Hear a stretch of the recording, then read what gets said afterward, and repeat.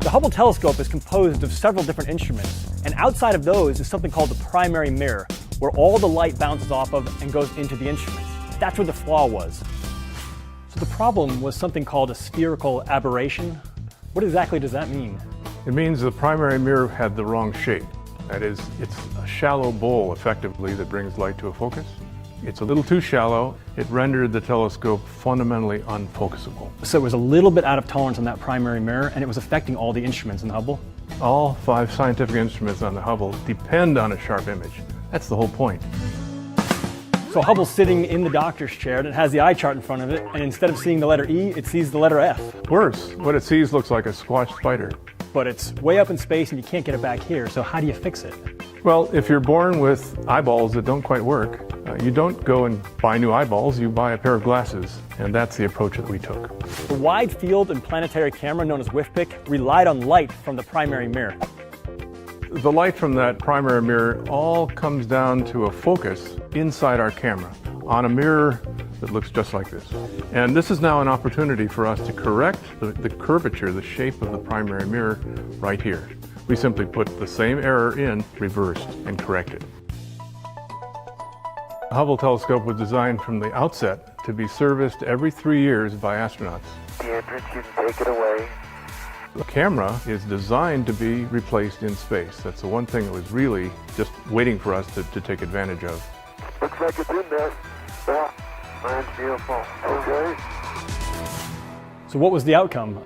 At the Space Telescope Science Institute, way down in the basement, there were a bunch of us watching. And the first image, which was of a star, looked good. So we knew right away that we had a fix. And everything that Hubble was supposed to do was now going to happen. So I think I speak for everyone when I just say thanks to you and your team for all the hard work you put in fixing Hubble, because now we have these images really forever that we can appreciate.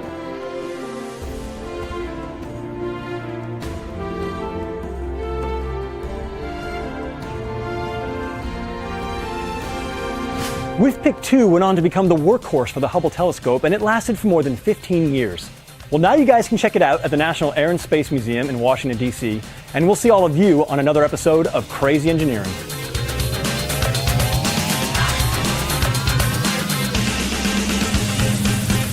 We didn't know how important. We had no clue that Hubble would result in the incredible advances that it's made in our understanding of our universe. It's just the breadth of the scientific discoveries it's been able to make.